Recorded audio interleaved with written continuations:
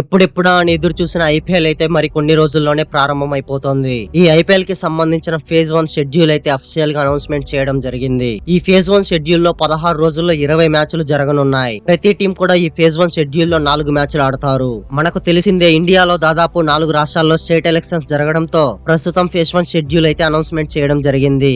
మిగిలిన matches selection schedule ని base చేసుకుని సెక్యూరిటీని దృష్టిలో పెట్టుకుని ఫేజ్ 2 షెడ్యూల్ అనౌన్స్మెంట్ చేస్తారని అఫీషియల్ గా కన్ఫర్మ్ చేయడం జరిగింది. ఈ షెడ్యూల్ లో 10 టీంల యొక్క ఫుల్ షెడ్యూల్ అండ్ ఈ ఫేజ్ 1 షెడ్యూల్ లో ఎవరికి అడ్వాంటేజ్ ఎక్కువగా ఉంటుందో ఒక్కసారి డిస్కస్ చేసుకుందాం. అండ్ ఆల్సో ఈ వీడియో చివరిలో ఈ ఐపీఎల్ లో ప్రతి టీం యొక్క బెస్ట్ ప్లేయింగ్ 11 ఎలా ఉంటుందో చూసుకుందాం. IPL starting date and ending date మనందరికీ తెలిసిందే. మార్చి 28న ప్రారంభమై మే 31న ముగుస్తోంది. ఈ ఐపీఎల్ సీజన్ దాదాపు 64 రోజులు ఉంటుంది. ఈ 19th సీజన్ లో మ్యాచ్ల సంఖ్య చూసుకుంటే సీజన్ మొత్తంగా 84 మ్యాచ్లు ఉంటాయి. ఇందులో 80 లీగ్ మ్యాచెస్ అండ్ 4 నాకౌట్ మ్యాచ్లు ఉంటాయి. ప్రతి టీం కూడా ఈ సీజన్ లో 16 మ్యాచ్లు ఆడాల్సి ఉంటుంది.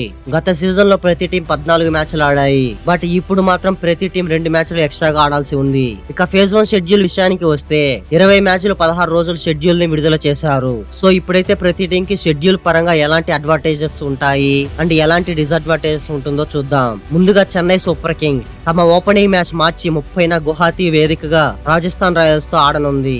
రెండవ మ్యాచ్ చెన్నైలో ఏప్రిల్ 3న పంజాబ్ కింగ్స్ తో ఆడనుంది. మూడవ మ్యాచ్ ఏప్రిల్ 5న బెంగళూరులోని చిన్నస్వామి స్టేడియంలో ఆర్సీబీతో ఆడనుంది. నాలుగవ మ్యాచ్ ఏప్రిల్ 11న చెన్నైలో ఢిల్లీ క్యాపిటల్స్ తో ఆడనుంది. ఈ 4 మ్యాచ్ల్లో సిఎస్కే 2 హోమ్ మ్యాచెస్ అండ్ 2 అవే మ్యాచ్లు ఆడనుంది. ట్రావెలింగ్ చూసుకుంటే మొదటి మ్యాచ్ గువాహతిలో నుంచి మళ్ళీ చెన్నైలోకి రావాల్సి ఉంటుంది. మిగిలిన మ్యాచ్లు అయితే అంత దూరం ఉండదు కాబట్టి పెద్దగా ఇబ్బంది ఉండదు అనిపిస్తోంది. కానీ సిఎస్కే 2 మ్యాచ్లు ఒక్కరోజు గ్యాప్ లోనే ఆడాల్సి ఉంటుంది. ఏప్రిల్ 3వ తేదీ చెన్నైలో పంజాబ్ కింగ్స్ తో, ఏప్రిల్ 5 బెంగళూరులో ఆర్సీబీతో ఆడాల్సి ఉంది. అది కూడా ట్రావెలింగ్ చేసి డిఫెండింగ్ ఛాంపియన్స్ ని ఎదుర్కోవాలంటే పెద్ద సమస్య అని చెప్పుకోవచ్చు.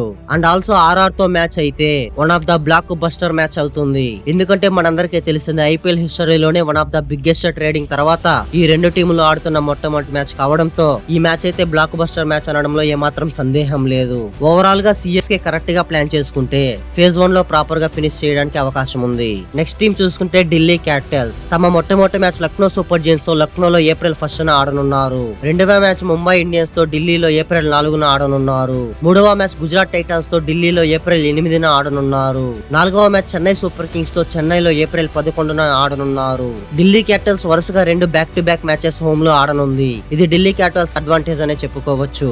ఇక ట్రావెలింగ్ విషయానికి వస్తే పెద్దగా సమస్య ఉండదు. మొదటి మ్యాచ్ లక్నోలో ముగిసిన తర్వాత 2 మ్యాచ్లు కూడా ఢిల్లీలో ఉన్నాయి. ఇక చివరి మ్యాచ్ విషయానికి వస్తే చెన్నైలో ఆడుతారు. ప్రతి మ్యాచ్ మధ్యలో కనీసం 2 రోజుల గ్యాప్ ఉంది కాబట్టి ఫేజ్ 1 షెడ్యూల్ ప్రకారం మంచిగానే ఫినిష్ చేసేదానికి ఎక్కువ అవకాశాలు ఉన్నాయి. ఇక మరో టీం చూసుకుంటే గుజరాత్ టైటాన్స్ మొదటి ఫేజ్ షెడ్యూల్ లో 4 మ్యాచ్లు ఆడితే 4 మ్యాచ్లు డిఫరెంట్ పిచ్లపై ఆడాల్సి ఉంది. మొదటి మ్యాచ్ మార్చి 31న న్యూ చండీగఢ్ లో పంజాబ్ కింగ్స్ తో, రెండవ మ్యాచ్ ఏప్రిల్ 4న రాజస్థాన్ రాయల్స్ తో అహ్మదాబాద్ లో, మూడవ మ్యాచ్ ఢిల్లీలో ఏప్రిల్ 8న ఢిల్లీ క్యాపిటల్స్ తో, ఏప్రిల్ 12వ తేదీన 4వ మ్యాచ్ లక్నోలో ఎల్ఎస్జీ తో ఆడనుంది. ఈ మ్యాచ్ల మధ్యలో టైం ఉన్నప్పటికీ 4 మ్యాచ్లు 4 డిఫరెంట్ పిచ్లపై ఆడాల్సి ఉంది కాబట్టి గుజరాత్ టైటాన్స్ కి అయితే ఖచ్చితంగా ఒక ఛాలెంజ్ అనే చెప్పుకోవాలి. ఇక నెక్స్ట్ టీం చూసుకుంటే కోల్కతా నైట్ రైడర్స్ ఈ ఫేజ్ 1 షెడ్యూల్ లో కేకేఆర్ కి అయితే చాలా అడ్వాంటేజ్ అనే చెప్పుకోవచ్చు.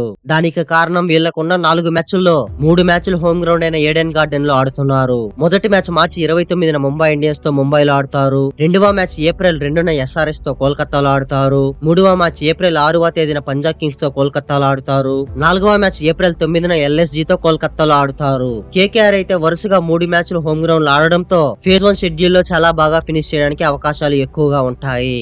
నెక్స్ట్ టీం విషయానికి వస్తే లక్నో సూపర్ జైంట్స్ మొదటి మ్యాచ్ ఏప్రిల్ 1న ఢిల్లీ క్యాపిటల్స్ తో లక్నోలో ఆడతారు. రెండవ మ్యాచ్ ఏప్రిల్ 5న ఎస్ఆర్ఎస్ తో హైదరాబాద్ లో ఆడతారు. మూడవ మ్యాచ్ ఏప్రిల్ 9న కేకేఆర్ తో కోల్కతాలో ఆడతారు.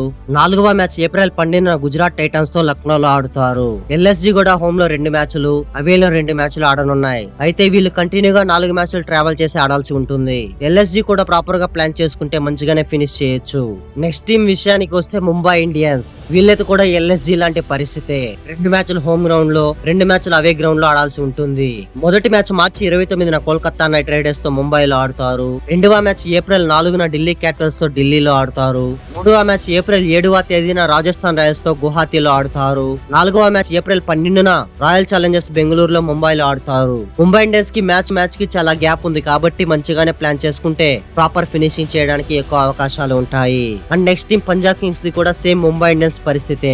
2 మ్యాచ్లు హోమ్ లో అండ్ 2 మ్యాచ్లు అవేలో ఆడనుంది. మొదటి మ్యాచ్ అండ్ చివరి మ్యాచ్ హోమ్ లో అండ్ మిగిలినవే అవే గ్రౌండ్ లో ఆడాల్సి ఉంటుంది పంజాబ్ కింగ్స్. ఎనీవేస్ మార్చి 31st గుజరాత్ టైటన్స్ తో మల్లన్పూర్ లో ఆడనుంది. రెండవ మ్యాచ్ ఏప్రిల్ 3న సిఎస్కే తో చెన్నైలో, మూడవ మ్యాచ్ ఏప్రిల్ 6న కేకేఆర్ తో కోల్కతాలో, నాలుగవ మ్యాచ్ ఏప్రిల్ 11న ఎస్ఆర్ఎస్ తో మల్లన్పూర్ లో ఆడనున్నాయి. పంజాబ్ కింగ్స్ కూడా మంచిగా ప్లాన్ చేసుకుంటే ఫేజ్ 1 షెడ్యూల్ లో మంచి ప్రాపర్ ఫినిషింగ్ చేయొచ్చు అనిపిస్తోంది. మరో టీం అయిన రాజస్థాన్ రాయల్స్ షెడ్యూల్ చూసుకుంటే ఈ ఫేజ్ 1 షెడ్యూల్ లో ఆర్ఆర్ కి హోమ్ లో 3 మ్యాచ్లు, అవేలో కేవలం ఒకే మ్యాచ్ ఉంది.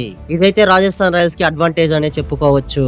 రాజస్థాన్ రాయల్స్ తమ మొట్టమొదటి మ్యాచ్ మార్చి 30న సిఎస్కే తో గువాహటీలో, రెండవ మ్యాచ్ ఏప్రిల్ 4న గుజరాత్ టైటన్స్ తో అహ్మదాబాద్ లో, మూడవ మ్యాచ్ ఏప్రిల్ 7న ముంబై ఇండియన్స్ తో గువాహటీలో, నాలుగవ మ్యాచ్ ఏప్రిల్ 10వ తేదీన ఆర్సీబీ తో గువాహటీలో ఆడనుంది.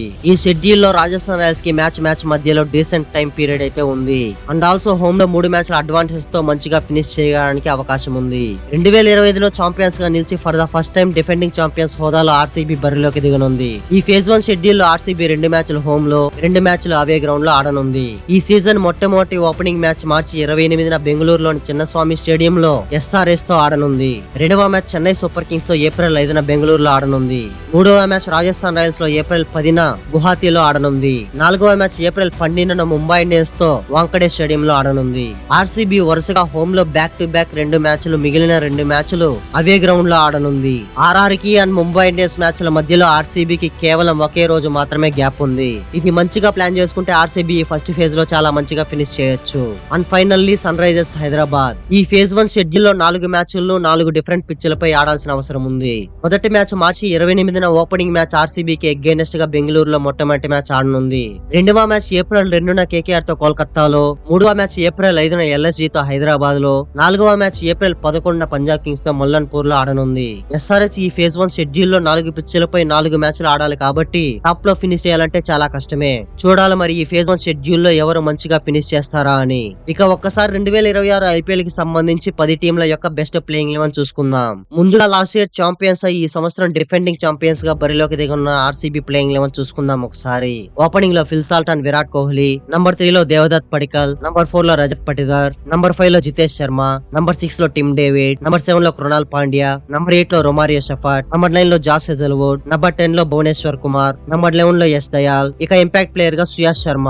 నంబర్ 2 పంజాబ్ కింగ్స్ ఓపెనింగ్ లో Prabhsimran Singh and Priyansh Arya, number 3 లో శ్రేయస్ అయ్యర్, నంబర్ 4 లో ఓమర్ జాయ్, నంబర్ 5 లో నేహాల్ వదేరా, నంబర్ 6 లో మార్కస్ టైనేస్, నంబర్ 7 లో శశాంక్ సింగ్, నంబర్ 9 లో హర్ప్రీత్ బార్, నంబర్ 10 లో యువేంద్ర చాహల్, నంబర్ 11 లో హర్షదీప్ సింగ్, ఇక ఇంపాక్ట్ ప్లేయర్ గా Lockie Ferguson. Number 3 Gujarat Titans opening లో శుభ్మన్ గిల్ అండ్ సాయి సుదర్శన్, నంబర్ 3 లో జాస్ బట్లర్, నంబర్ 4 లో వాషింగ్టన్ సుందర్, నంబర్ 5 లో గ్లెన్ ఫిలిప్స్, నంబర్ 6 లో షారుఖ్ ఖాన్, నంబర్ 7 లో రాహుల్ తెవాటియా, నంబర్ 8 లో రషీద్ ఖాన్, నంబర్ 9 లో సాయి కిషోర్, నంబర్ 10 లో కగిసో రబాడా, నంబర్ 11 లో మొహమ్మద్ సిరాజ్, ఇక ఇంపాక్ట్ ప్లేయర్ గా ప్రసిద్ధ్ కృష్ణ.